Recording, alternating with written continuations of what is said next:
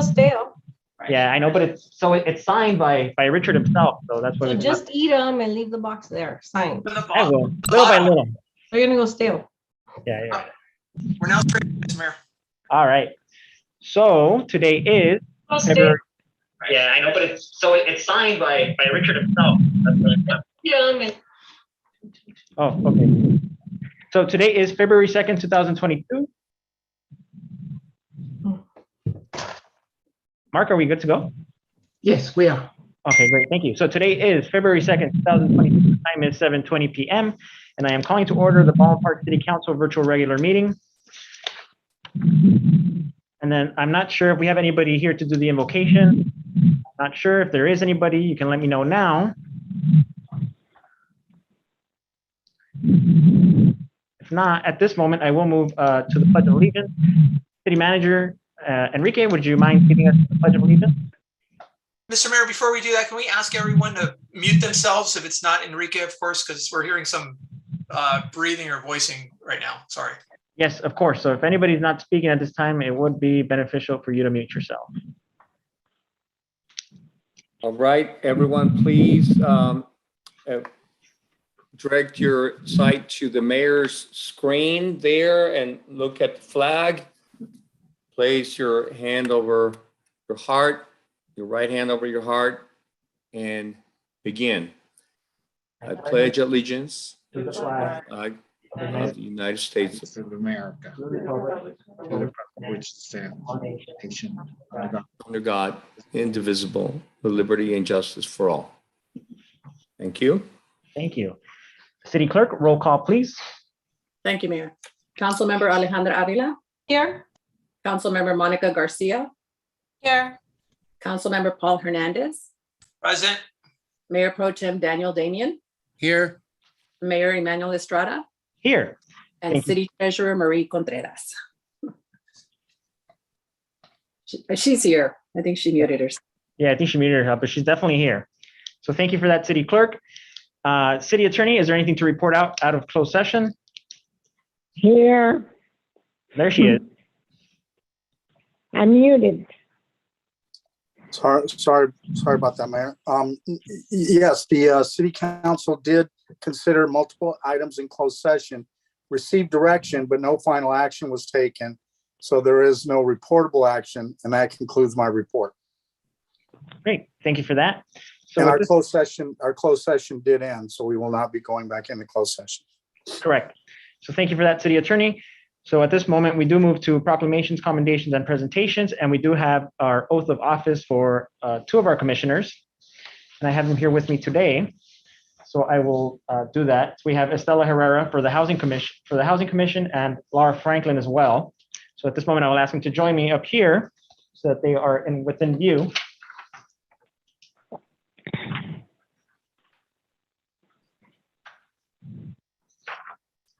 And I will administer the oath. So please raise your right hand and repeat after me.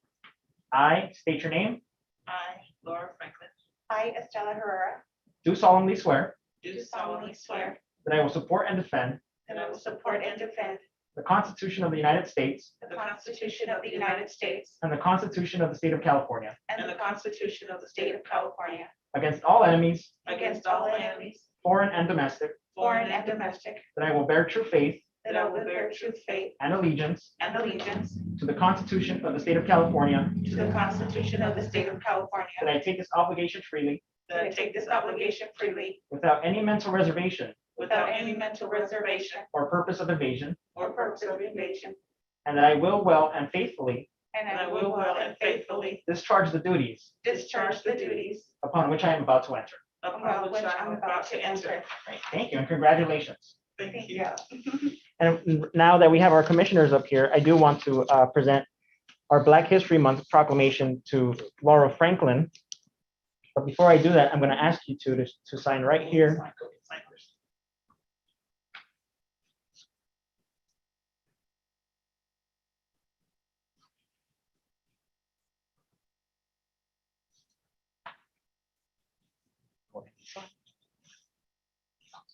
there.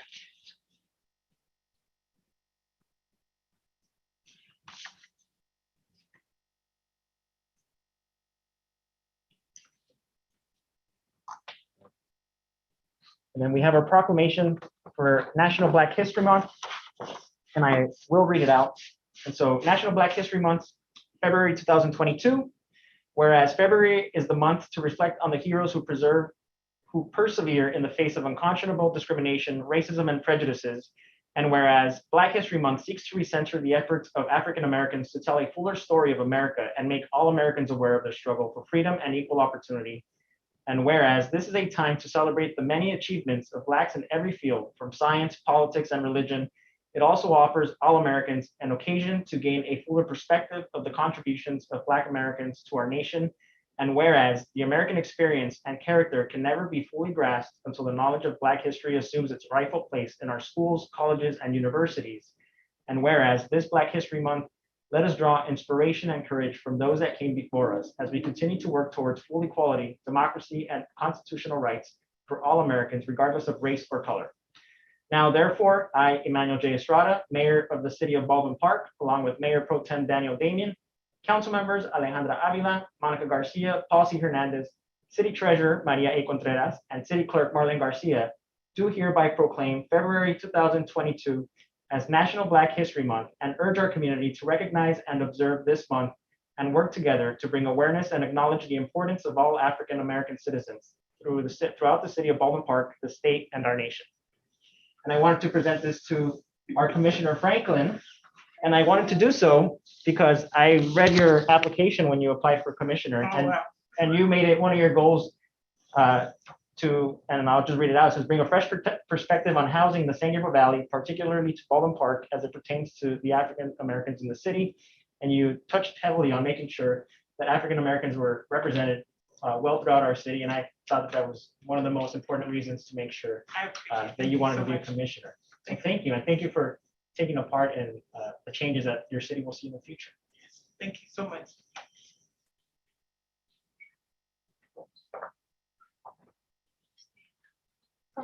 And then I believe we now have a presentation for Project Home Key in Baldwin Park by Alyssa McCormick, the director of PHK Baldwin Park. Yes, hello. Can you hear me all right? We can. Wonderful. Hi. Thank you so much for having me. I'm really looking forward to being able to talk a little bit more about the program. And if I can go to our first slide, please. So Project Home Key, or as we call it PHK, is an interim housing program. There are many sites, but 6 sites are operated by the Department of Health Services throughout Los Angeles County. And one of the sites, as you know, is here in Baldwin Park. This started from the Project Room Key program that began a couple years ago. And the goal was to get COVID vulnerable folks experiencing homelessness off the streets and into a safe environment. And the extension of that, as COVID has continued to impact us, is the Project Home Key. We are interim housing, so our clients will stay with us until they find permanent housing. PHK provides a safe, supportive, and structured living environment for folks who are coming off the street. We have some residents who have been homeless for a month. We have some residents who've been homeless for decades. And we provide the opportunity for these folks to come indoors, build independent living skills, and the goal, of course, is to successfully transition to permanent housing. Next slide, please. So the Project Home Key Baldwin Park officially opened last year on January 11th. So we just had our 1-year anniversary. We are at the site of the former Motel 6 at Puente and Garvey Streets. I think most of you know that it's quite visible right by the 10 freeway. We have 75 rooms, 71 are for residents. We do allow couples. We also allow service and emotional support animals. And that's been traditional shelters don't allow couples, do not allow service animals, and that's been a huge barrier in the past. So we're very pleased to be able to offer that. For many folks will not leave their animals behind. We understand that, and so they come in doors with their owners. We have a lot of different programs. I did want to highlight our community garden, and you see it there in the picture. It's very small, but we are starting small and growing bigger, growing vegetables, herbs, and flowers. We're hoping to, and we're continuing to enhance the property as we go along. The facility is scheduled to be converted into permanent supportive housing sometime this year. The newest date I have from the Department of Health Services is June. We will close down for renovations, and at some point the site will open back up as a permanent supportive housing site. Next slide, please. Our operations, we have round-the-clock security. We offer 3 meals a day to clients. We have housekeeping services. We have a laundry room. We have cable TV and Wi-Fi. We have all the amenities that folks need and want here. We do maintain a set of rules and protocols for our residents so that we establish a safe, comfortable living environment that is also structured, and that in turn allows folks to move on into permanent supportive housing, having that structure in place. Residents complete an intake as soon as they arrive. This includes an assessment of needs, consents for services, and that's at the time that we establish a treatment plan for each client so that we know what their goals are and we can help them meet their goals. Residents are asked to meet with their case manager at least once per week, and all residents are to be working towards the attainment of permanent housing. That is the mandate from the Department of Health Services. So this is a pit stop on the way to permanent supportive housing for our clients. We do wellness checks at individual rooms throughout the day. And so the safety and health and security of our residents and the surrounding sites is a priority for us. So we have a lot of interface with our clients here. Next slide, please. Safety and security. We have an on-site security staff 24 hours a day. We also have video cameras around the facility so we can get a good look of folks who are here, people coming onto the facility. We do have a number of site policies that are designed to keep this a nice, quiet, safe, and secure environment. No alcohol, substances, weapons, or of any kind are allowed on the premises. We do search clients every single time they come in from the outside, and any contraband is removed at that time. We have a 10 p.m. curfew, and we have quiet hours between 10 p.m. and 7 a.m. We do sometimes have folks who this is not a great fit for them. Maybe it's too structured, maybe they need a higher level of support. So we do have the ability to transfer to other facilities or programs within our larger Housing for Health program that's run by DHS if this is not a location that meets their needs. Next slide, please. We do have case managers. Each client is assigned a case manager upon entry. We have a nursing staff on site 7 days a week, so we support the client's health. Our clientele skews older, so we do have our oldest client is 85. Our youngest client is 23, so you can see we have a wide range. However, the average or the median age is about 58. So our clients do have chronic health issues, so we're here to support our clients getting linked to services. We do have a dedicated mental health clinician and a substance use counselor for support in those areas. We also have residential aides who are on staff 24 hours a day. They perform the wellness checks, they serve the meals, and they're a good source of support for our residents. We do have on-site housekeeping and a maintenance staff that we maintain from when it was a Motel 6. So these folks have been here for a while, and we're really lucky to be able to have them stay on with us because they know the site in and out. And so they help us manage the rooms and grounds. Next slide, please.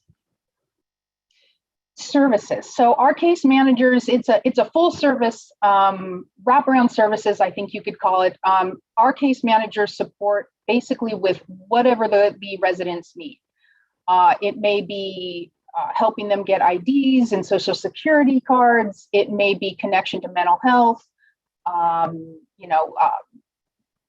SUD providers, transportation like bus passes, assistance with money management, opening a bank account, connection to educational support or job resources, and then just the interpersonal skills and that are going to keep them in good stead when they move on to permanent housing. We also have the nursing team. We are not a medical facility per se, but we do offer medication education, first aid, blood pressure checks, COVID testing. We have the ability to COVID test at any time on site here, which is very helpful these days. A lot of what the nursing team also does is to help the clients navigate the sometimes very confusing world of the Medi-Cal system. Our mental health clinician and substance use counselor provide one-on-one and group counseling here on site, as well as linking to outside services as needed. And now that almost all of our clients are in the process of attaining permanent housing through Section 8 resources, we are very busy working with outside case managers to help them move through that process as quickly and efficiently as possible. Next slide, please. And we're really very invested in collaborating with the community. We, at least, I would say about twice a week, we have folks coming in from off the street looking for resources. They are, generally speaking, from the immediate area, and some of them are not without a permanent residence right now, but they're facing homelessness. Some are already on the street. And so I do a lot of talking to those folks and offering suggestions, talking about the housing process, talking about resources in the area. And so education and sometimes, directly intervening on their behalf, simply because when the resources are not forthcoming soon enough, we just sort of take it upon ourselves to help folks find connection either to an outreach team, a street outreach team, or connection to other resources that can help them. We've had a couple of cases where we've had locals who were in need and we really didn't want to wait for somebody to give them a call, and so we facilitated the transfer into our facility ourselves. And so right now we do have a pregnant woman. She's due on March 14th. And we have our oldest resident. She's a local woman. She's 85 years old. And she was living in her car.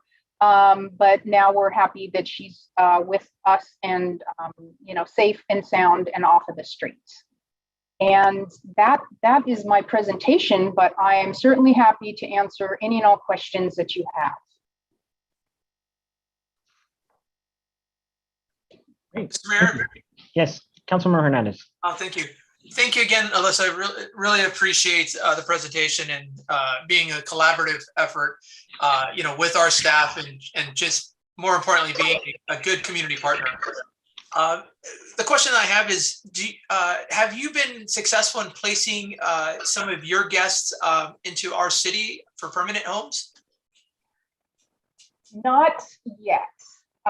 We have about 8 clients who've been permanently housed so far, but right now most of our clients are connected to the EHV, the Emergency Housing Voucher.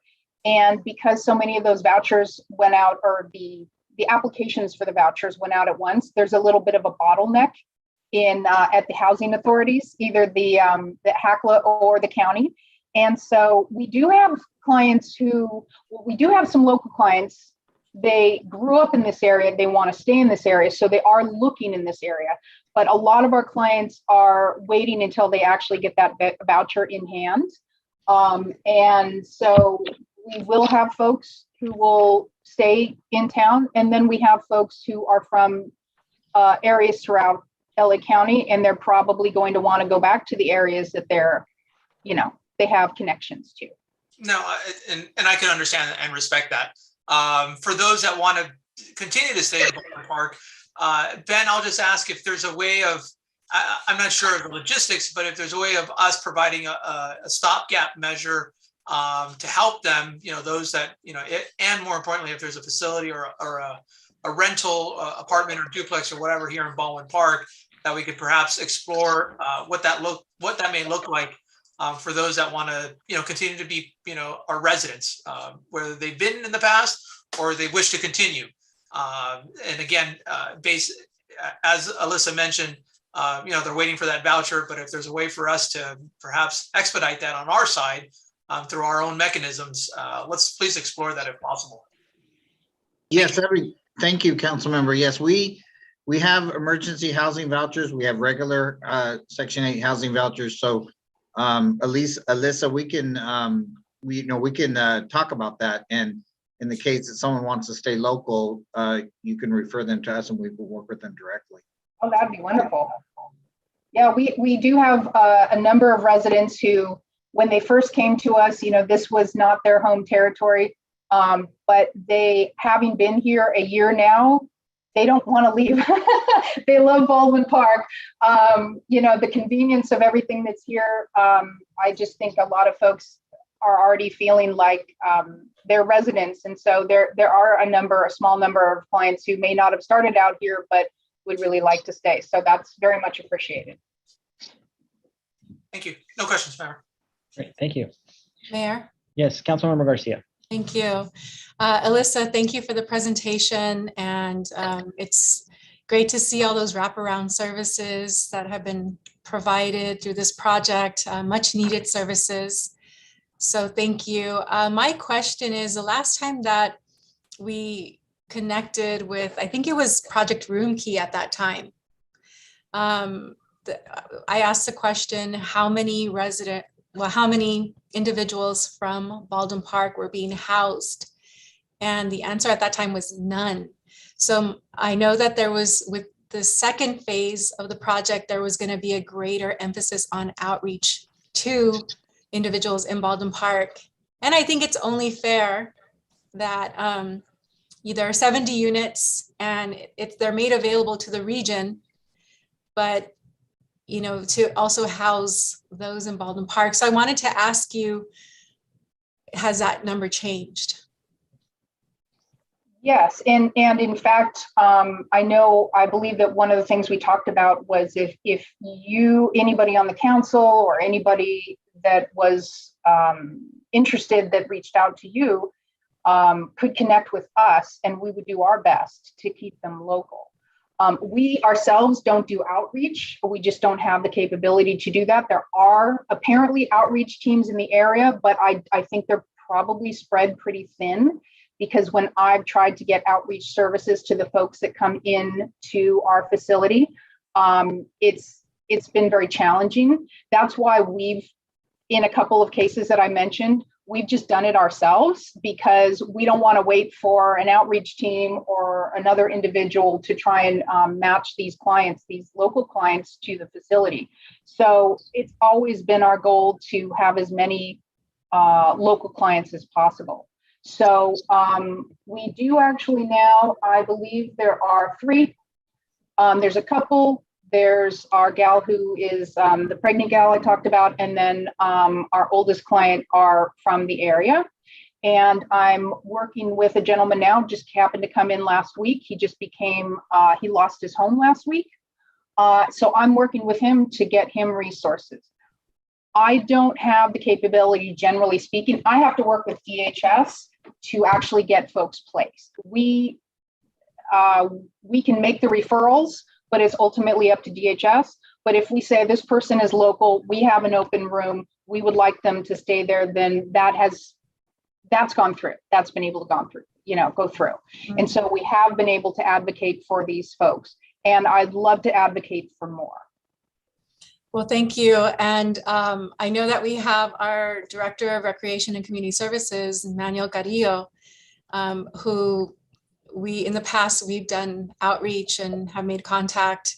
And I think that in that last call, we were going to try to, just partner on some outreach so that our residents or the individuals in our community could really benefit from this service if they need it.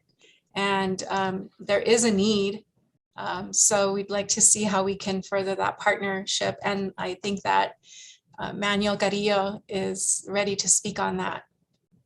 Yes, Lisa, nice to formally meet you. And yes, we would definitely love to collaborate with your agency. I'm very familiar with it. So I will connect with you this week, if not first thing next week, and see how we could work a little bit closer. Wonderful. That would be great. Thank you. Thank you. Great. Is there any more? Oh, yes, go ahead, Enrique. Mayor, thank you. Lisa, Enrique, city manager, you covered the sort of the in and out security checks that you do, contraband, weapons, and things like that. What about when you vet the clients as they're going to be admitted to the facility for the first time? Is there such thing as a background that you do? And if it's anything confidential, please just say so. But do you do any kind of background on when you first admit clients or clients who are applying to be admitted or refer to be admitted? So the referrals come from a variety of sources. The referrals are given to us by the Department of Health Services. Do they do background checks? No. We do know a certain amount about the clients. We don't have, they come to us, well, let me go back. They come to us from a couple different resources. Some come to us from county hospitals. Some come to us directly from homeless outreach teams. Some come to us from other shelters or interim housing facilities. And those are the three main locations where we're getting clients from. So when they refer it in, we do get some information about them, but we may not have a full picture. However, and that's why during the intake is the first time that we're starting to get to know the client. We do our best to interact with them as much as possible. That's why we have the case managers meeting with them weekly. We live with them. So I will say we get to know them pretty quickly.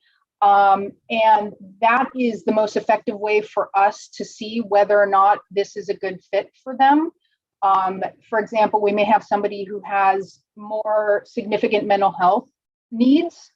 And in that case, we can refer them to another facility that specializes in higher level of mental health support. But that's something that we do on the ground here. Thank you. I just have a question, Mayor. Thank you, Elisa. I just have a question. Are any of these individuals court appointed? No. No. Thank you. Thank you. Just to double check, I don't know if any other council members or staff have any questions or concerns. If not, Elisa, I want to thank you for taking the time to present to the council. I know we've all been eager to learn about this, and it's a great program.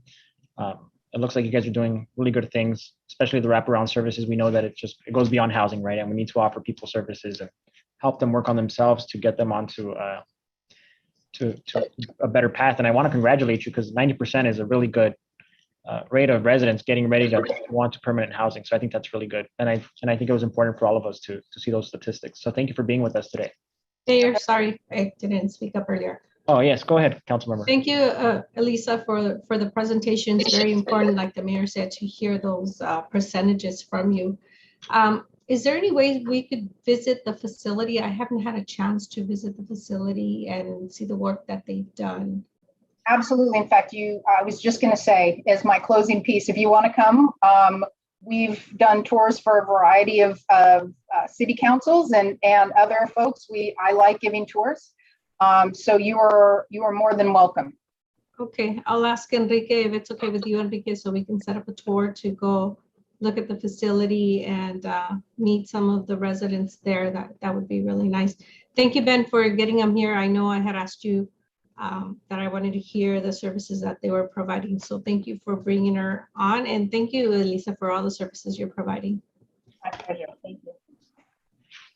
Great. Thank you. So at this moment, we are moving on to public communications. So I will move to open public communications and then city clerk. Is there anybody looking to speak? Yes, thank you, Mayor. We have 3 speakers. The first one is going to be Mr. John Rios. You're with me here? To place this call, you will. Hold on one second.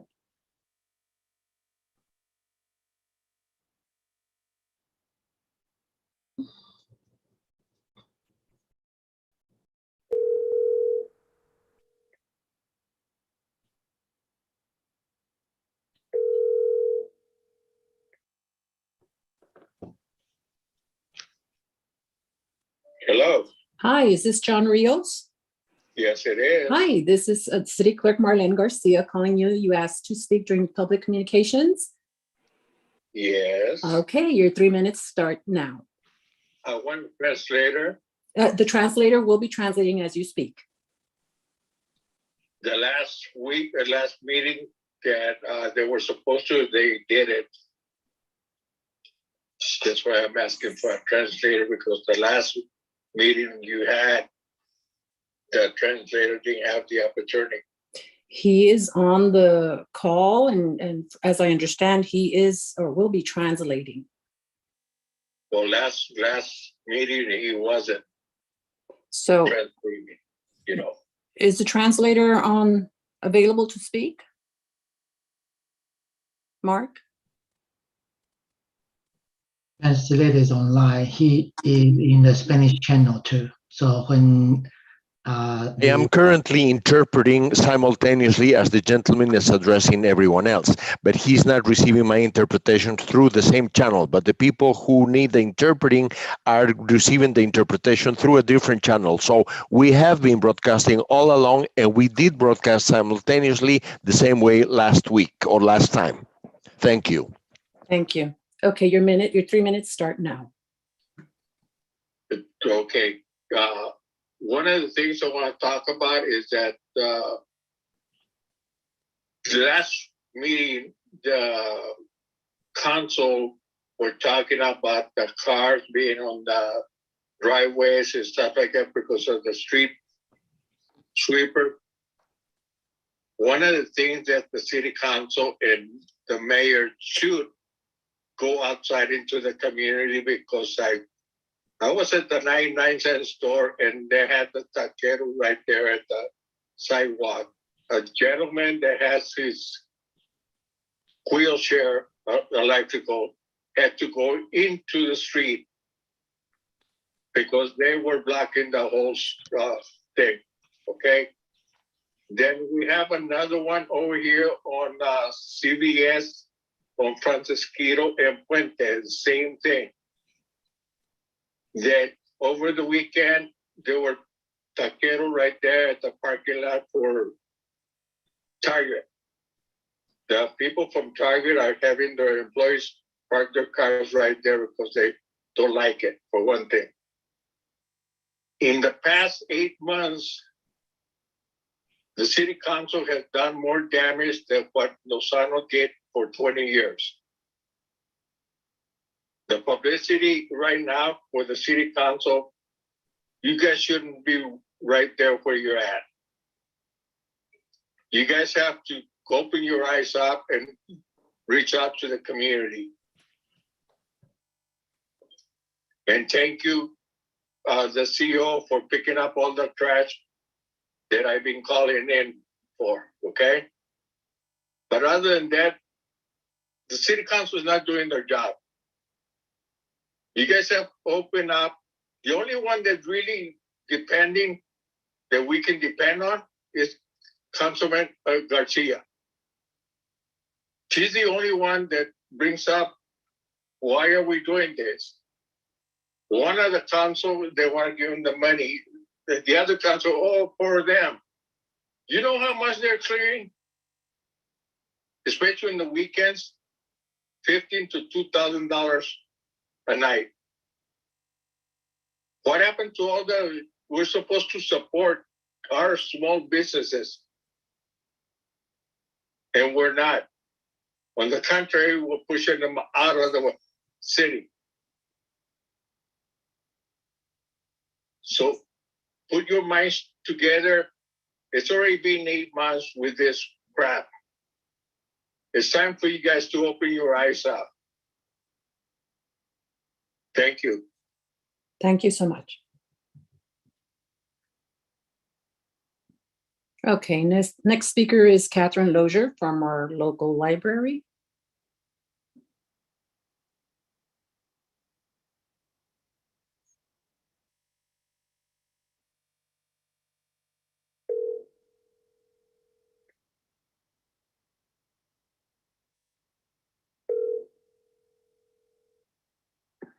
Hello? Hi, is this our librarian, Catherine Lozier? Yes, it is. Hi, this is City Clerk Marlene Garcia. You asked to speak in, during public communications? Yes, please. Okay, your 3 minutes start now. Okay, thank you. Good evening, Honorable Mayor, Mayor Pro Tem, council members, community partners, and fellow community members.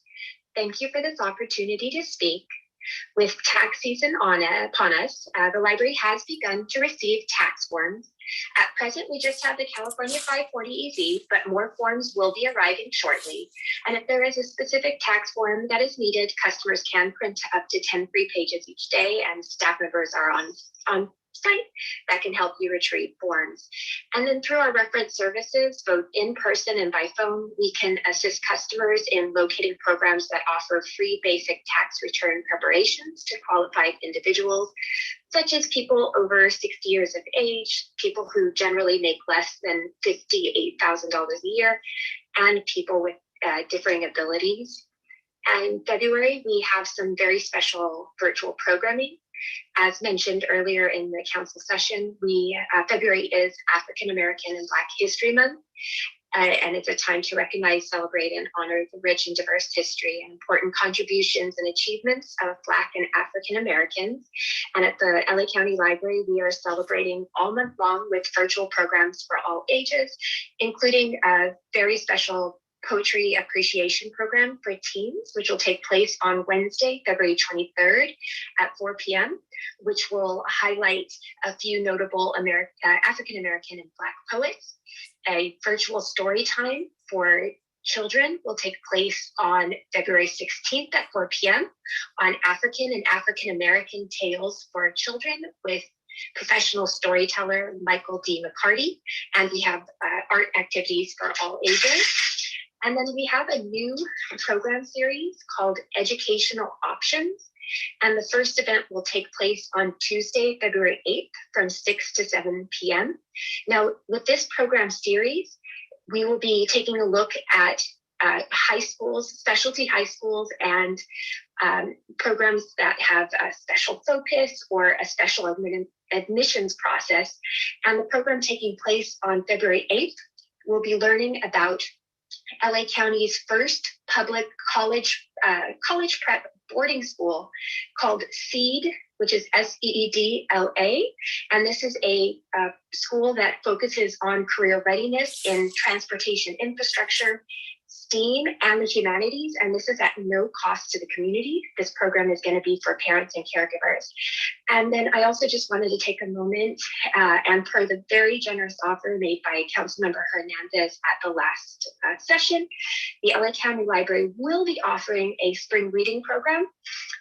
More will come on that a little later. And I'm still in the information gathering stage for options for Baldwin Park specific programming, but I will definitely get back to you on more information with that. So I just wanted to thank you all so much. And if you have any questions, give us a call or stop by the Baldwin Park Library. Thank you so much. And have a wonderful evening. Thank you so much. Okay, next speaker is going to be Greg Tuttle.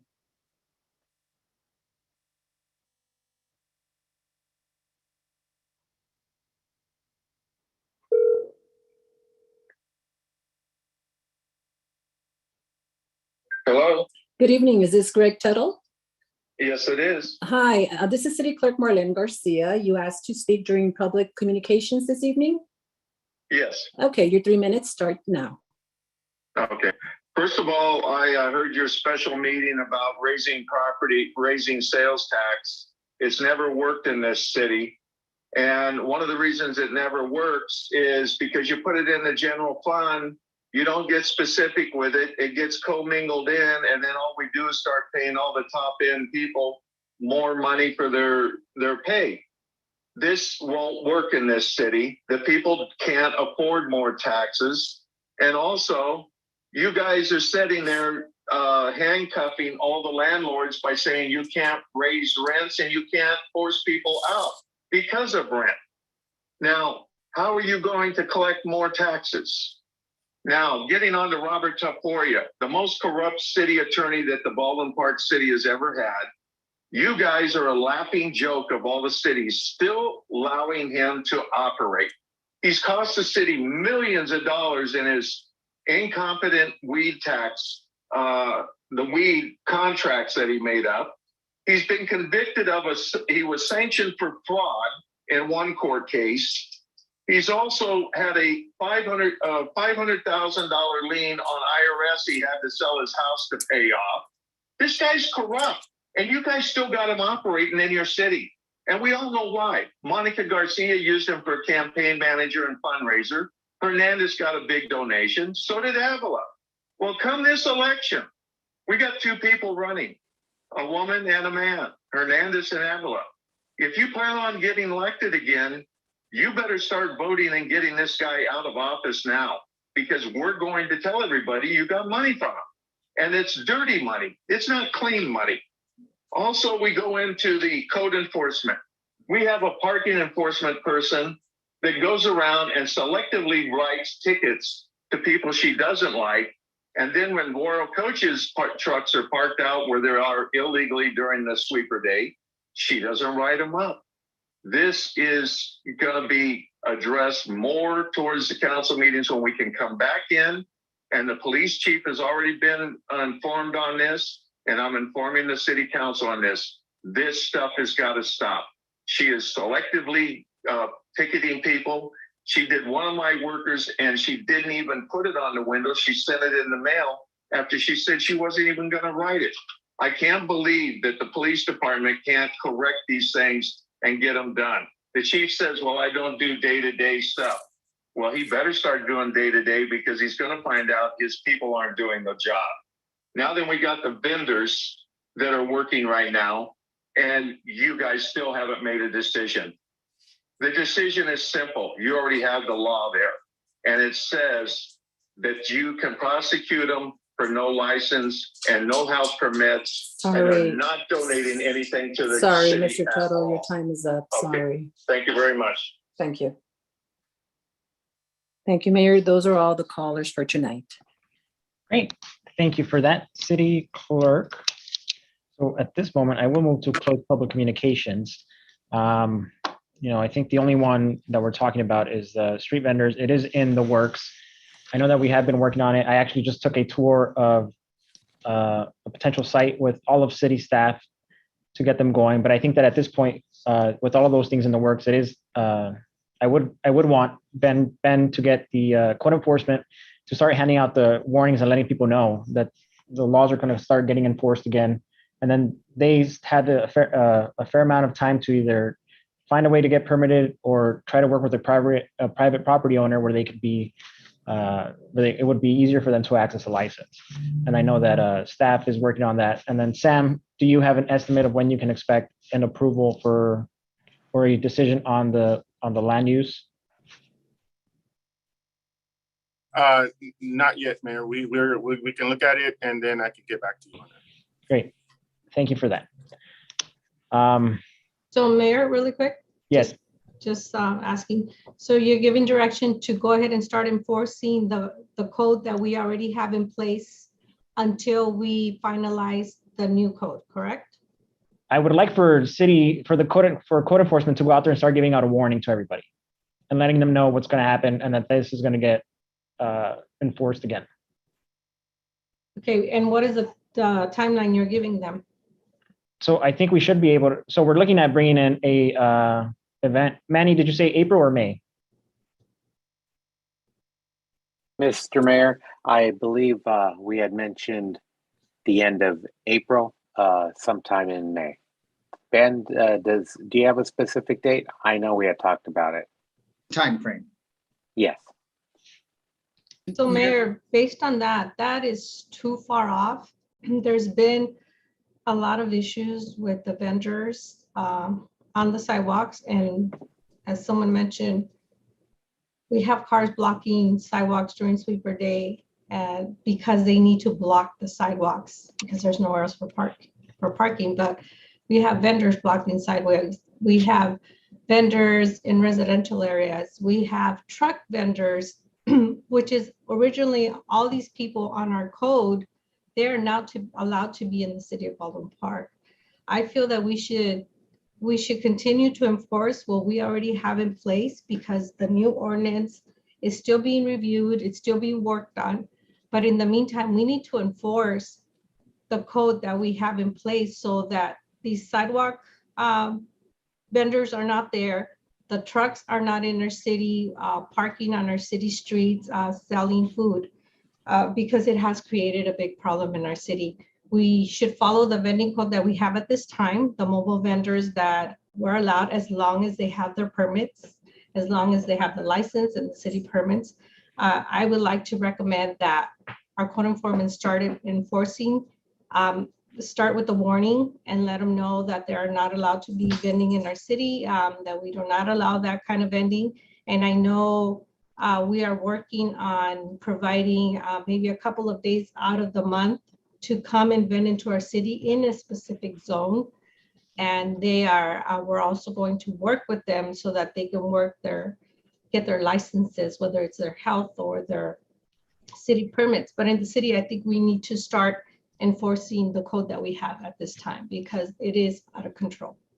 Mr. Mayor, Yes. So, yeah, sorry. So real quick, yes. So that's what we're saying, but the first one has to be a warning.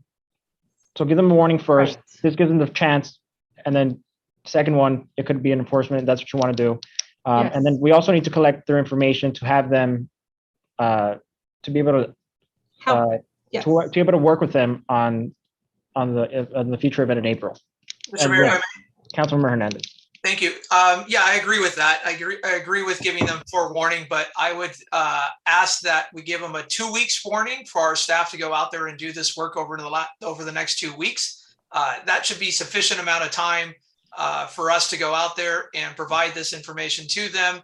And then at that point, then we could, then they've been duly noted with the opportunities that they could also, that we're working on with them in the future for future events and so forth. So, and I think that will resolve quite a bit. But if we don't give a time frame, I think that's going to add a little bit more ambiguity at this time. So I would say if we just say 2 weeks, as of today, to give staff to go out there and we'll again it's at we're requesting staff to do this within ideally within a week or so, and then catch any of the ones that we missed on the first and the second week. At that point, then we can just kind of move forward as both council member and the mayors spoke. Thank you. And so I do know that there will have to be enforcement throughout the weekend and later at night. So I want to make sure that those schedules do get evenly distributed amongst all code enforcement employees so that there's not only one employee having to take the toll of a whole different schedule change. Right, so that has to be worked on so that they can start enforcing, correct? Mayor, council members, we were programming a refresher of the ordinance that's currently in effect. If you may recall from the discussion in the last meeting of December 16th, in which we went over some of the options, including the special event program that we're going to be undertaking now. If it's of interest to the council, we can do a refresher of the ordinance in the study session next council meeting, just so that you get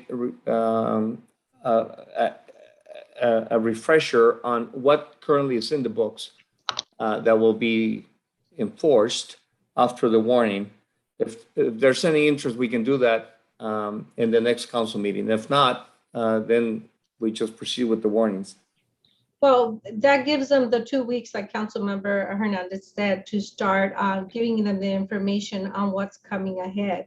So by the time that starts, the actual 2 weeks go by where they get the information that we are going to start implementing the ordinance, and we have that session to go over it. Code enforcement should be very well versed on what our ordinance is so that they know what they need to do. Okay. Thank you for that. And I will say, we keep hearing these things that we don't support local businesses, and I don't think that's true at all. And some people politicize it, some people believe it, but the truth is that that's not the case. This year, we've supported the businesses more than ever. We've allocated over $100,000 just for out of ARP funds to help these local businesses. We're helping them subsidize their advertisements. We had a grant for $30,000 to help them and support them in their outdoor dining efforts. And we've given them a lot of attention on social media, making sure that people are aware of this. So, we keep hearing this thing. This is not true, and the politics need to stop. If people really support local businesses, they need to go out there and support them. And that goes for everybody, and so I just wanted to bring that out there. We keep hearing that. That's just completely not true. It's not them versus us. It's not them or us. It's everybody, and everybody can move forward together. So I want to make that clear. Mayor, Yes, Councilmember Garcia. I just want to say that I'm glad we're moving in this direction of reverting back to the ordinance that we had and then refining it as is appropriate. But for the sake of public health and for regulation, I think that it is necessary for us to continue to regulate this activity in a way that makes sense for our community. It's fine that we're, reconsidering some aspects of the ordinance, but meanwhile, it shouldn't be kind of like a free-for-all. And I feel like that's where the frustration has come from businesses and other stakeholders. So I'm glad to see that we will be regulating this once again per the ordinance that was on the books, and also the county, kind of what they have, their law, because that's really important for public health. And there's a reason why they have that. And I don't want to belabor that point, but, I'm just glad to see that we're moving in this direction because, I think that some of the concerns that have been expressed are very valid and from businesses and others alike. So just wanted to share that. Thank you. Great, thank you. So moving on to the consent calendar. Mayor, yes, Mayor Pro Tem. Yeah, before we go to consent calendar, I just wanted to close on behalf of Florencio Rebollar Sanchez, who passed away on January 10th. I want to send my condolences out to Veronica Lopez and the Sanchez family. Thank you, Mayor. Great, thank you for that, Mayor Pro Tem. And of course, as a council and as a city, we want to send our condolences to them as well. And hope that they are able to find the support they need to get through this hard time.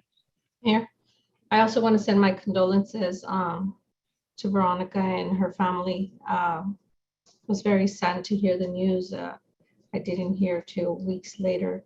So my condolences, Veronica, to you and your family. Thank you for that, Councilmember Avila. So at this moment, we will move to our consent calendar, and we don't have much, so we have items 1 through 6. Is there any council member looking to pull an item? Yeah, Mayor, I'd like to pull item number 4. Great, okay. Is there any other items? I have some questions on item number 5. Okay, 4 and 5.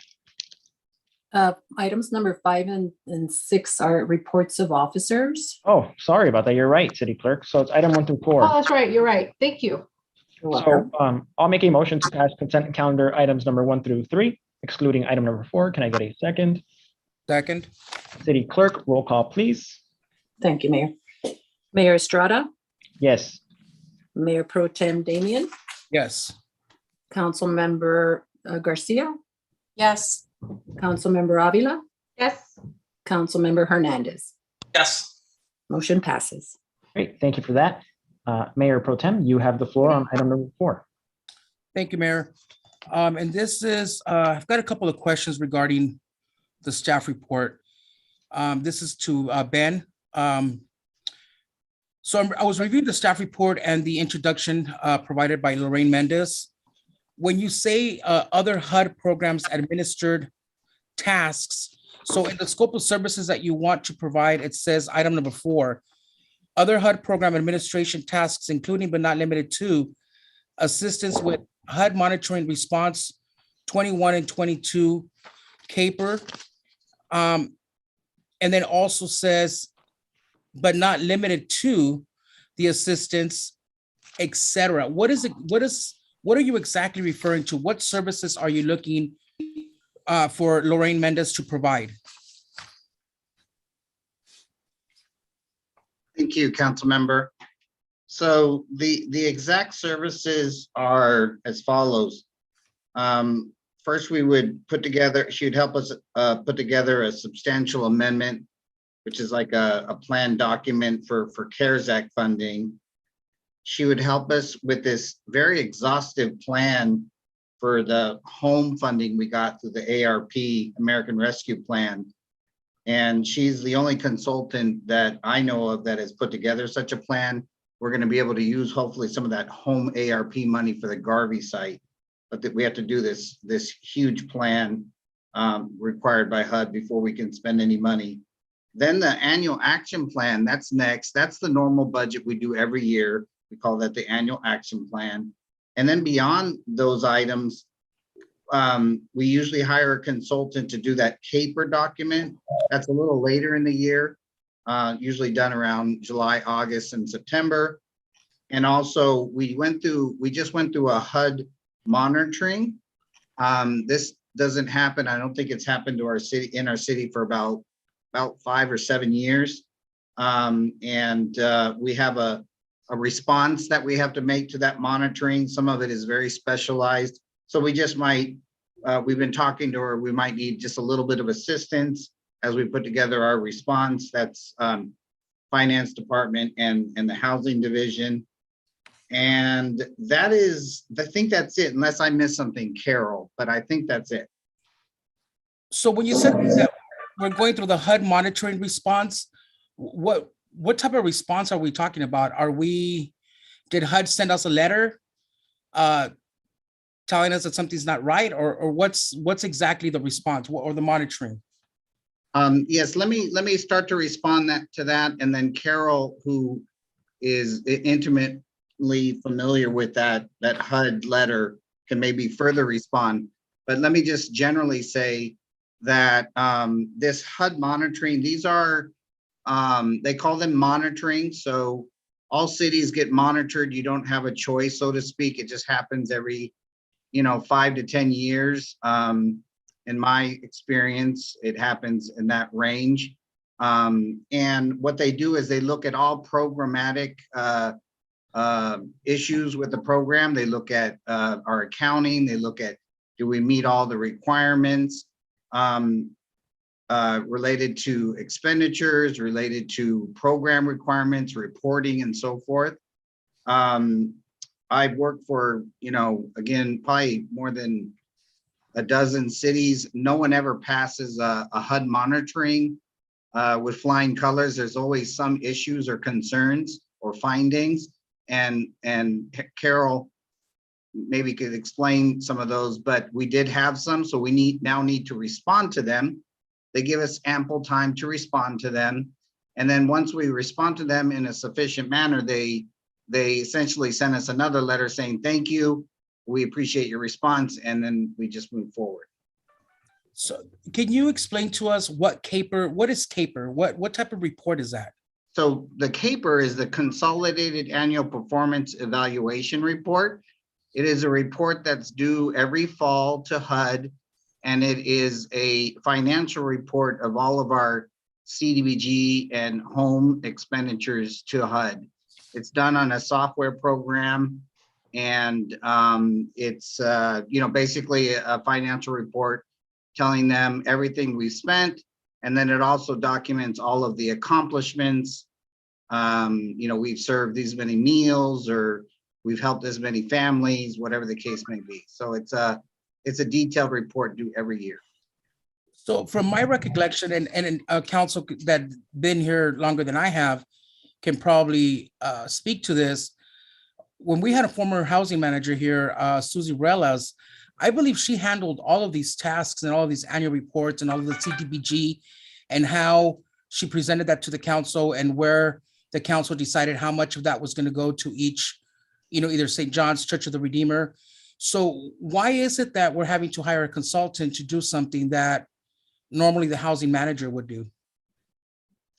I think my response to that would be, yes, you're right. In some cases, to my recollection, the previous manager did do some of these reports in-house, meaning we didn't hire a consultant. Right now, we're in a situation in the housing division where we've had numerous staff that have been out. We have one of our main housing staff persons that would, help the entire division. They've been out on maternity leave for 6 months, and they'll be out another 3 more months. Carol has, in short, I'm just giving you a short answer. Carol has taken on a larger role in the amount of work she does, emergency housing vouchers, project-based vouchers. The amount of work that Carol is doing as the head of the division, I don't want to say it's double, but she's doing an extensive amount of work in addition to what used to happen, let's say before, the 3 years that I've been here, and where the previous manager, housing manager, was here. So we're in a situation where we don't like to use consultants only if we have to. And in this case, with everything that's happening, CARES Act money and home ARP are new funding sources. We're happy to receive the money. We can help people with the money, but they're all new allocations, and they come with requirements that we don't have enough staff to handle all this new work. So it's really a good idea to hire a specialized consultant that can handle these things, and then allows Carol and her staff, those that are with us, to handle, I'll just say generally, the day-to-day duties. So we try to use this consultant wisely. She's a very good consultant. We've used her in the past. And, that's my best response, to tell you that we really feel we need her assistance. Yeah, no, and I have no issues with Lorraine Mendez. I don't know her. I read her qualifications. She seems to be very well qualified. So in a sense, what you're saying is basically we just don't have the manpower to do our day-to-day operations that need to be done. So let me ask you something, Ben. Have the reports been filed for the capital grant revenue? Have you guys filed the environmental reports for that? I think you're referring to those. We had talked about those a few months ago. Carol, exactly. I think we did. Carol did. Can you confirm that? Yes, all the environmental reviews have been submitted to HUD. The funding has been in our e-log system. We have to submit the environmental reviews when we identify the activities that we are going to do. So in order to receive the funding, it is not a requirement to submit the environmental review, just when we identify the activities. Got it. So when we spoke about this about 3 to 4 months ago, when I questioned why there was zeros for the last 3 years, 2019, 20, and 21, those reports, Carol, you're now saying that you actually logged into the IDIS system and filed for these reports for all 3 years? Yes, we do it in the HERO system. That's where we file all the environmental reviews. Got it. So sorry, Councilmember Damian. So you are up to date with all those reports that are filed? Because like Councilmember Damian said, we were at 0 because those reports have not been filed. No, we shouldn't be at 0 because the funding was available in the e-log system. So if you pull the information on all the funding that comes to the city, you can see that the funds for the 3 years were there. The environmental reviews have to be filed once we identify the activities where we are going to invest the money that we receive. So, but that has been done because we have identified the activities that we're going to be doing at the public housing project that we have. But last time we discussed this, the money was not in the account, and your explanation was because the reports have not been filed. Is the money in the account, in our accounts now? Yes. As of when? It has been there since HUD allocated the funding. Since when, I'm sorry? Since HUD allocated the funding. Which was when? Every year we have to submit some reports in order to receive the funding, the annual funding. So all the reports for the annual funding were submitted. I don't know what happened, why in our budget it was showing as 0. But the reports that we initially have to submit to HUD in order to receive the funding was done on time, and the funding was in the system. So now this is a question for Rose. Is that money in our funding, Rose? I'm sorry, Councilmember Damian, I know you're the one that had questions. No, it's okay. Hi, council member and me. As far as of today, we haven't received the money in our checking. That's what I have seen so far. I'm sorry, Rose, can you repeat that? You said we have not, or we have? We have not received the money hitting our checking account for the years you mentioned. Okay, and so this is one of the reasons why I'm confused, because I get different answers. So when we met 3 to 4 months ago, the explanation given to myself and Councilmember Avila was that these reports, that we did have the money. Then it came out when Ron from Finance indicated that we did not have it because in order for us to have that money, we need to file the environmental reports. When we asked the question as to why these environmental reports were not filed for 2019, 2020, and 2021, the answer from Carol was, I did not have access to the IDIS system. I did not have logins. Mhm. And this was 3 to 4 months ago. And my concern was, why are we discussing that we don't have logins for this system to be able to apply for these funds 3 years later? Why is it taking 3 years to get logins for this? So here we are getting an answer from our finance director saying that we don't have this money, but Carol, you're indicating that we do have it. So again, do we have this money and have these reports been filed, or do we not have this money and these reports have not been filed? Okay, so let me explain how it works. So there is a specific reports that we have to submit to HUD in order to get the annual allocation. Once we identify the activities, we have to submit the environmental review. And then once we utilize the money, we have to submit all the invoices and do a drawdown from the account. So the accounts from the federal system called e-logs is showing that the money is there, but it is not in our city account because we haven't requested reimbursements yet. We have been doing some projects right now at the public housing, so we're going to be submitting some reimbursements. Got it. So what you're saying, Carol, is that we have not submitted the reports for reimbursement. And are these the reports that we're talking about, the environmental reports that have not been filed for the last 3 years? No, those are two different things. In order to utilize any federal funding from HUD, you have to file an environmental review.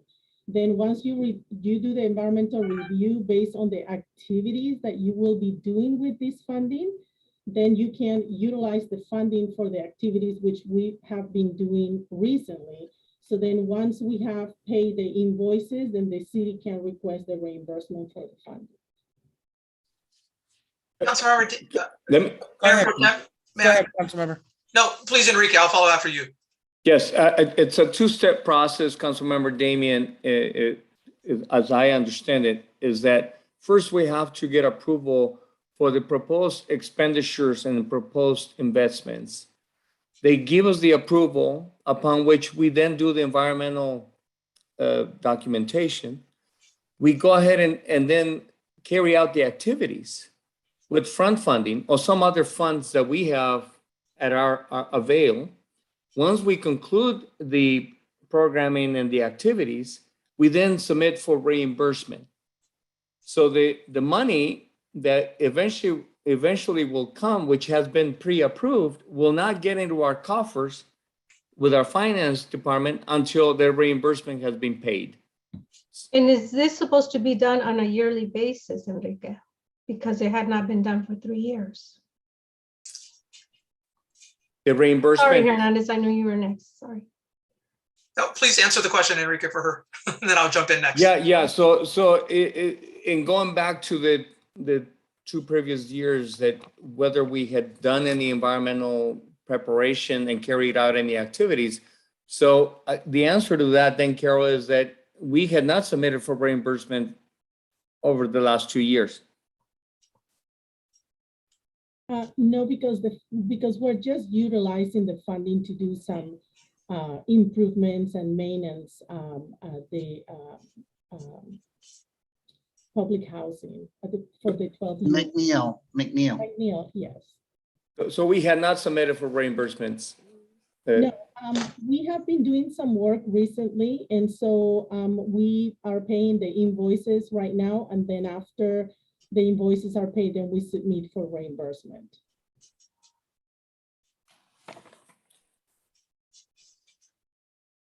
Perfect. Enrique, you answered a lot of my questions that I had.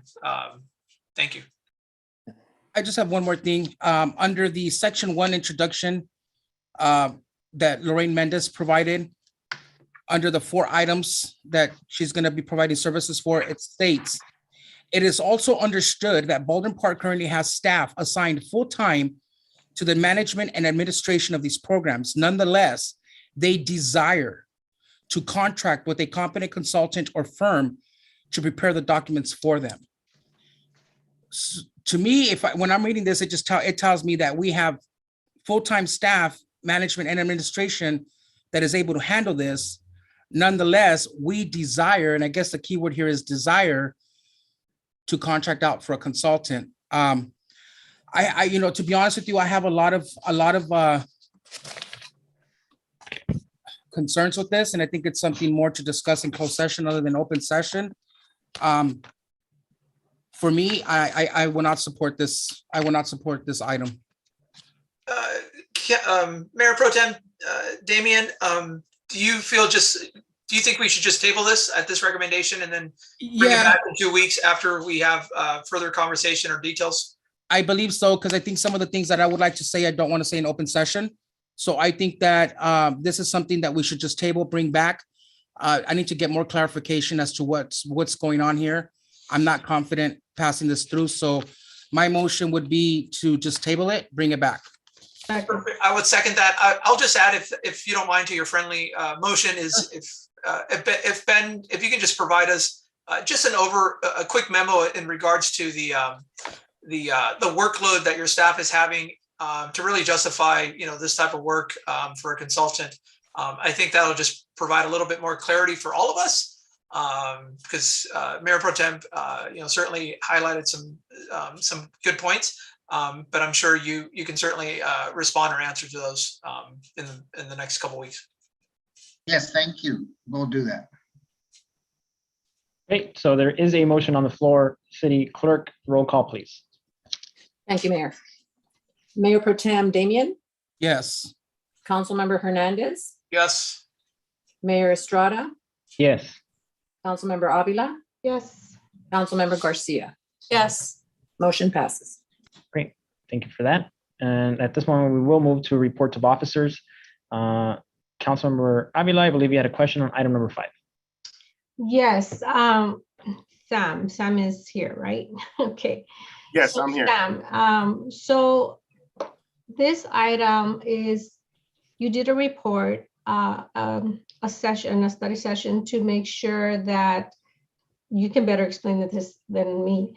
The speed limit, to make sure it's a proper state speed limit according to the state of California. Can you explain to me why you did this assessment and what is the outcome of that assessment that you did in those areas, please? Absolutely. Thank you, Councilmember Avila. So in brief, posted limits in city streets are regulated by the California Vehicle Code and other state requirements. And so in order to have speed limits that are appropriate and legally defensible, the state requires that we conduct a speed study every 5 years.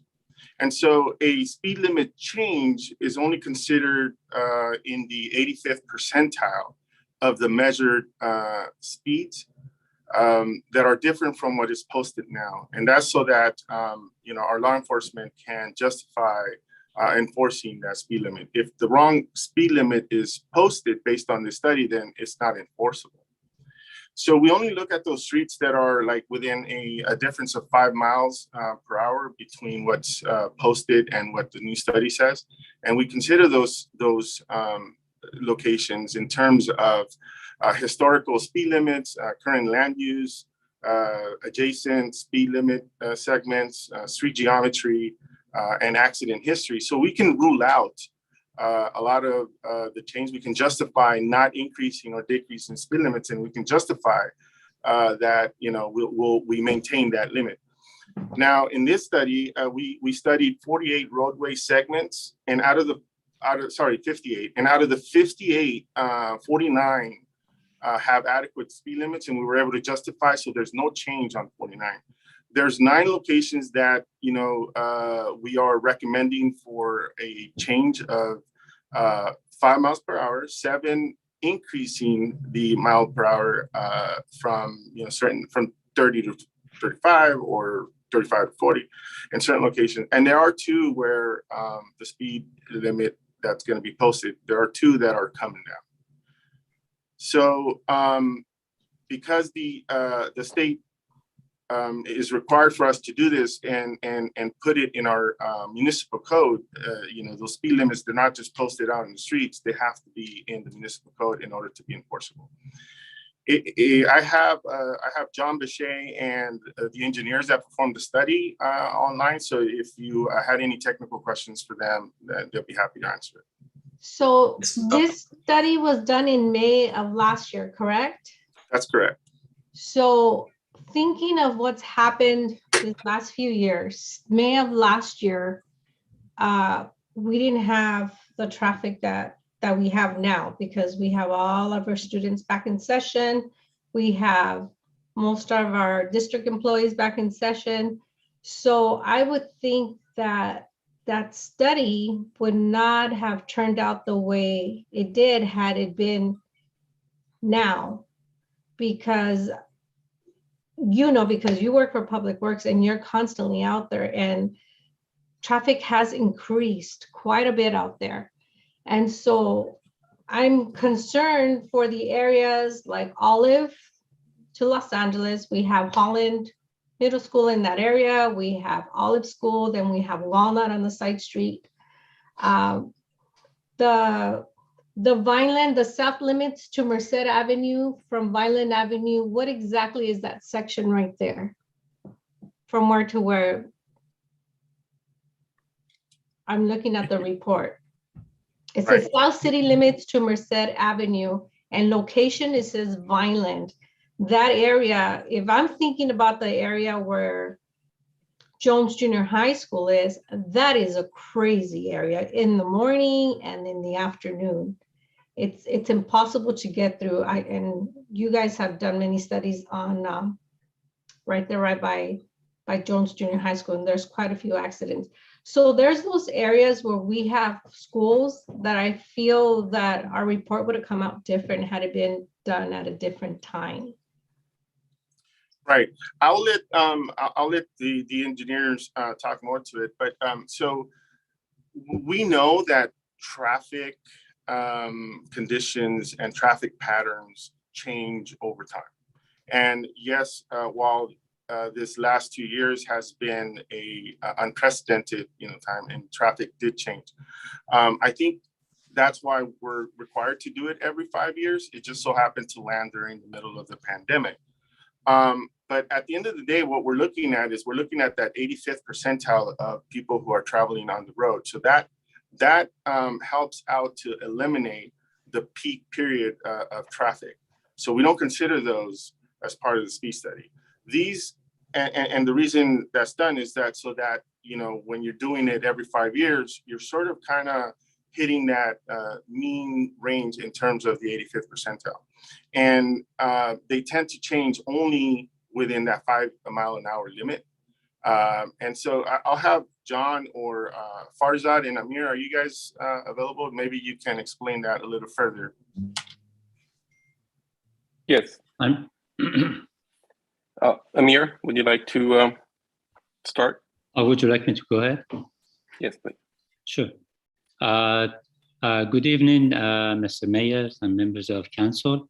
To answer the questions why these speed limits or speed 85% are correct, because they are mostly, I mean, all of them are recorded at the time there is no peak or rush hour. Means has to be free travel for the drivers and the vehicles. So the engineer would take the speed by the radar gun, and normally they do them at a time between 10 o'clock, 9:30 in the morning to 11:30, or maybe around 2 o'clock in the afternoon. When the traffic is very low, but the speed is free flow, means everyone goes at the speed they feel comfortable. The speeds are, as Sam clearly explained, the speed limits are established at or near the 85th percentile of the speeds.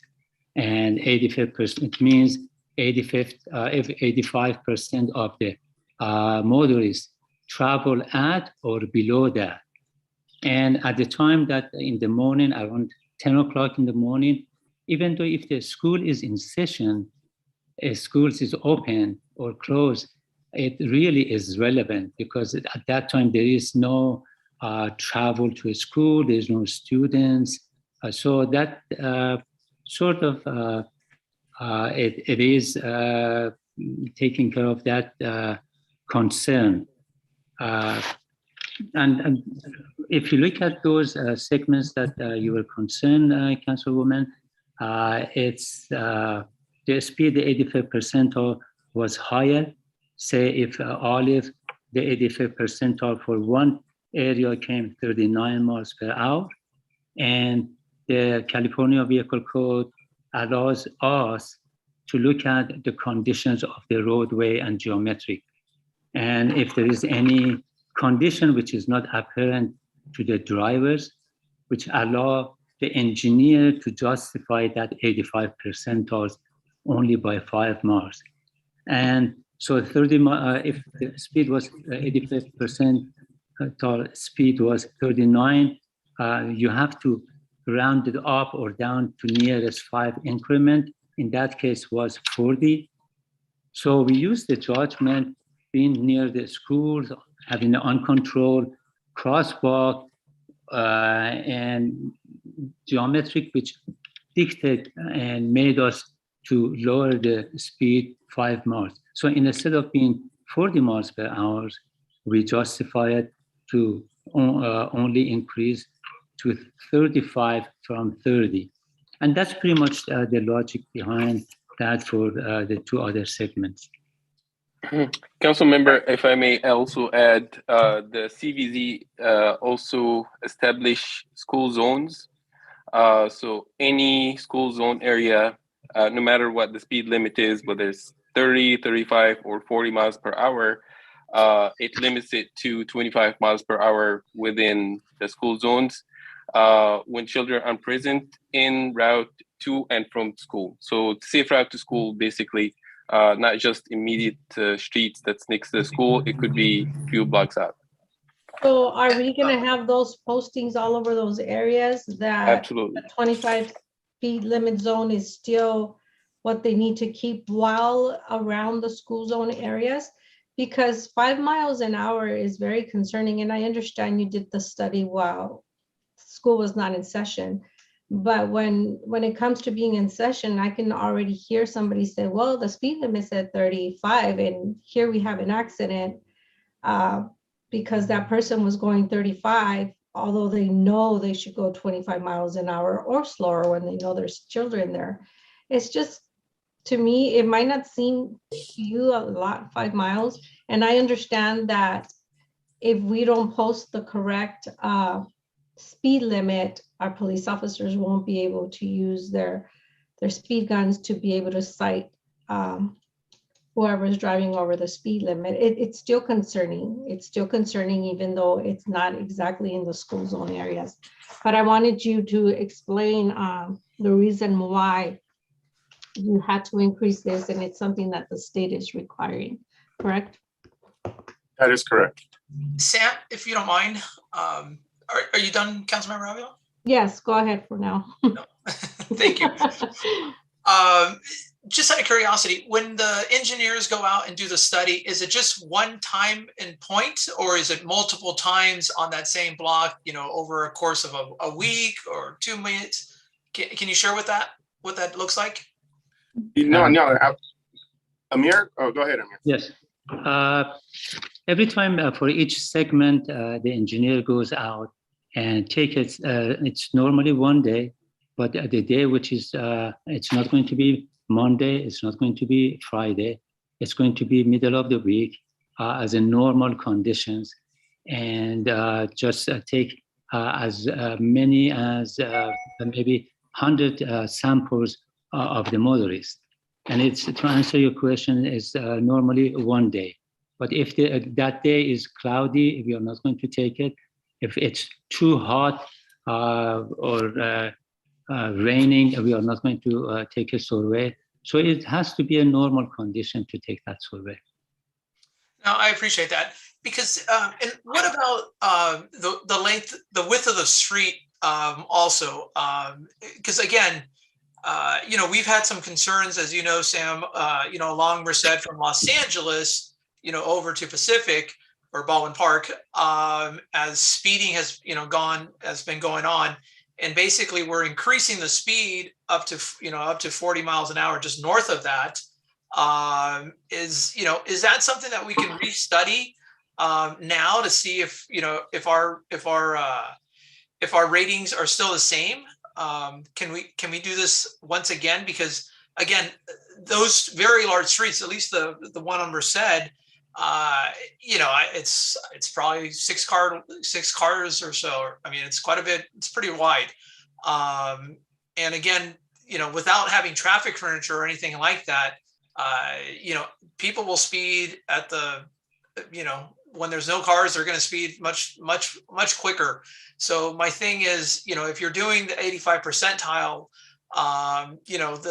the traffic speeds and might be much higher than what they normally would be if it's during the school time or other times, and because we're not factoring that in, that perhaps may skew or may give us a different look if we do it later days and so forth. And just out of curiosity, why don't we do it on Mondays and Fridays? Amir, do you want to take that, or do you want me to? Is that a standard practice, or is that us choosing not to do that?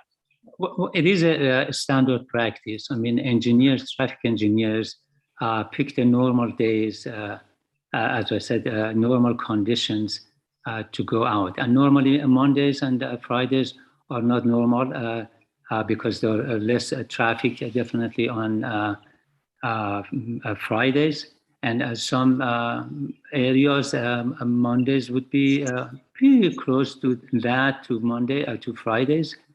So for that reason, we try to pick the standard and normal condition for that segment of the roadway. Thank you. I'll let my other council members chime in if they have any other questions. Great. So is there any other questions or concerns? So just to recap, is the direction to go back and revisit some of these locations and do another study? I would warn that just as we can get a different result based on the day, and it could potentially go the other way where, we're doing now that there's more traffic and we're analyzing it, it could say, oh, we need to go another, 5 miles. So it could go both ways. What Amir was trying to get at is that when we do this study, we're trying to, and the reason why we do it in the middle of the week, we're trying to get that optimum time where it's mundane, regular day, free flowing traffic, and to try to model it after a certain day like that. But if the direction is to go back and revisit some of these locations, John, I think that is acceptable. We can do that, correct? Absolutely.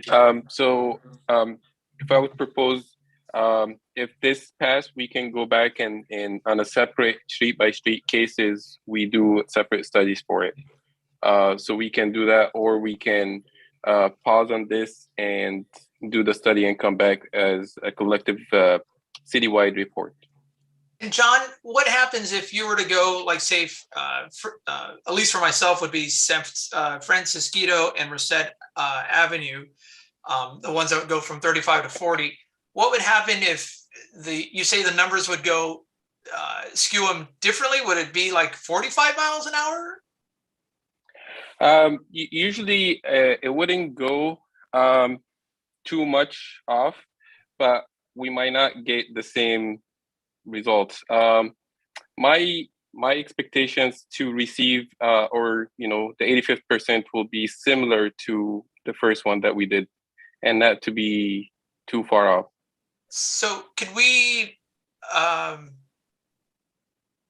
is it an issue on your side if we were to take out and ask for you to go back and do the those selective streets, at least for myself, and I don't know if the other council members have other streets, would be Francisquito and Merced out of this report for the time being while we go do a secondary study, and then we'll bring those streets back at a later time once you're done. Is that possible? So it is, but I'd rather come back and do it all at once, because they both, each time will require a modification to the municipal code. And so it's a lot cleaner, a lot easier to do that at one time. So we still have time. This is the year that we have to do this.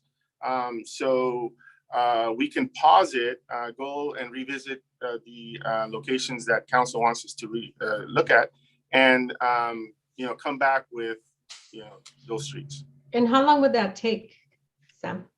So we can expedite it and come back maybe within 3 to 4 weeks. So like Councilmember Hernandez said, that area he mentioned is a very good area, and anything that is in the surrounding school areas, like the Olive and Merced areas, all those areas that are usually busy with students, if we can do all those areas, and the one Councilmember Hernandez, I don't know if anybody else has other areas. I just have more of a question for Sam. Sam, is this something that the traffic study, is this conducted through our in-house staffing, or is there any additional costs going back to revisit these streets? That's a very good question. Thank you, Mayor Pro Tem. So it is one of our in-house consultants, our bench, it's a firm that is on call for us. So we have accepted this study as complete. So we would need to go back and discuss it with them. I don't imagine it would be too costly to do so. But yeah, it would definitely require us to do a change order to the original agreement. And what's not too costly? Well, without having to negotiate here with Farzad, we can just, instead of going out to redo the study for 58 locations, we're only going to look at a select few, 4 locations. So it's hard to say, but I think that it won't be, too costly. And I could come back to the council, and once we have a change order, and let you know. And there's no dollar amount to safety of our community, so it would be worth it, I think. So we could do that. Okay. Mr. Mayor, then like to make a motion? Go ahead. Thank you. Please add to this, Councilmember Avila, if I miss out on anything here. Like to instruct staff to go back and look at the handful of streets such as Francisquito Avenue, Merced Avenue. I believe the 2 Olive Streets that are listed here in the report to bring back an additional study, traffic study, and also along with that, a cost associated in advance, perhaps in 2 weeks at our next council, or before, if you could just email us a memo on that and to go back and do these studies for us. And the South City limits to Merced as well. And that is my motion. Great. Is there a second? Second. Great. City Clerk, roll call, please. Thank you, Mayor. Councilmember Paul Hernandez, Yes. Councilmember Avila, Yes. Mayor Estrada, Yes. Mayor Pro Tem Damian, Yes. and Councilmember Garcia. Yes. Motion passes. Great. Thank you for that, City Clerk. At this moment, we move on to item number 6, and that is the introduction of an ordinance number 1468, an ordinance of the City Council of the City of Baldwin Park, California, amending Chapter 50 of the Baldwin Park Municipal Code and enacting a new section in Chapter 50 establishing mandatory organic waste disposal reduction requirements under Senate Bill 1383 related to short-lived climate pollutants. And so, Sam, I think this is another question for you, if I'm not mistaken. So this is just regarding the new law. And then are we planning on doing anything to make sure residents are aware, and then how we could potentially help them get on board with composting? Absolutely, 100% correct. So this ordinance gives us the enforcement mechanism, for lack of a better word, gives us the teeth to be able to start doing that. But one major component of this ordinance is an outreach and education portion, which is a 2-year period before the heavy enforcement and all of that starts. So it does gives us that flexibility to start our outreach and education program. There's obviously other programs like that are required, like a food recovery program, which we're partnering with the COG for region to join the region effort. And so yes, the short answer is yes. Lots of education and outreach. Great. Okay. And then I don't know if any other council members have any questions or concerns. Great. If not, I'll make a motion to pass item number 6. Can I get a second? Second. Oh. Great. All right. City Clerk, roll call, please. Thank you, Mayor. Mayor Estrada, Yes. Councilmember Councilmember Hernandez, Yes. Mayor Pro Tem Damian, Yes. Councilmember Avila, Yes. and Councilmember Garcia. Yes. Motion passes. Great. Thank you for that. Well, it is 9 o'clock and we've hit the end of our agenda. So I just have a couple of requests before we get to head out early today. So I did want to talk about, Earth Day is coming up. Mayor, I'm sorry to interrupt. Just want to verify with the city clerk, was the title read for the ordinance? No. No. Yeah, so if we can just go back to that item and read by title only, Ordinance 1468 for the record. Okay, Councilmember Hernandez, would you like to do that? Certainly, 1 second. Let me just bring it up real quick. Technology.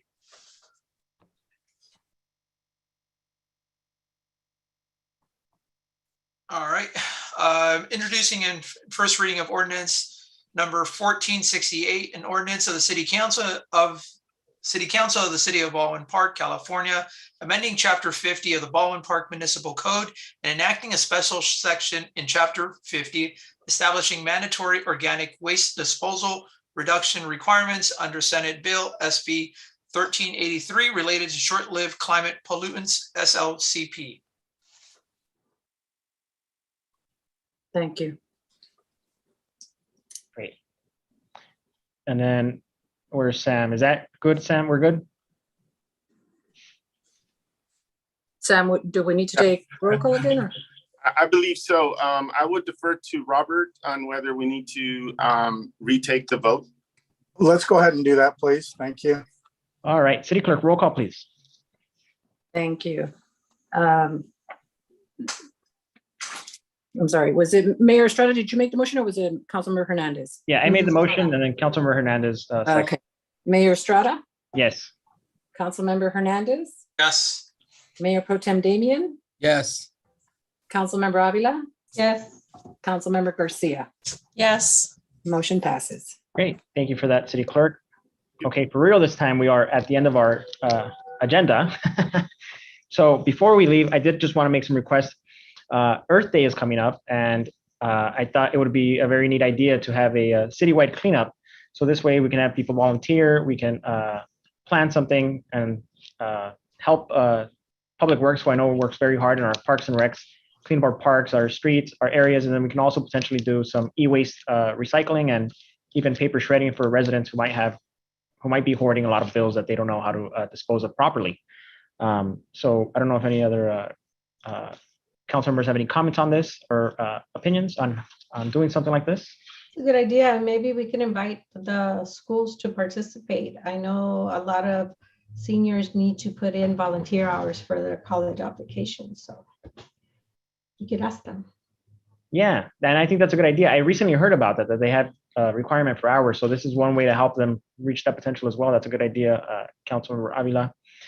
And then a couple of weeks ago, I believe we gave direction to Manny and our staff to look into the potential of building a music room at the Morgan Park Community Center, and I know that you were also looking at redoing a lot of the other rooms because the YWCA is no longer occupying them. I did take a walk because that area is not used. Yeah, it's not in use, and it's also, I think it was built in segments. So there's a lot of doors everywhere, and it takes up a lot of space. I think we can reach the goals that we want to do, expand our services at Morgan Park, and make better space of it, better use of the space. I'd like to direct our staff to look into getting a architect to help them redesign that area so that it's most suitable for the uses we're looking to use it for.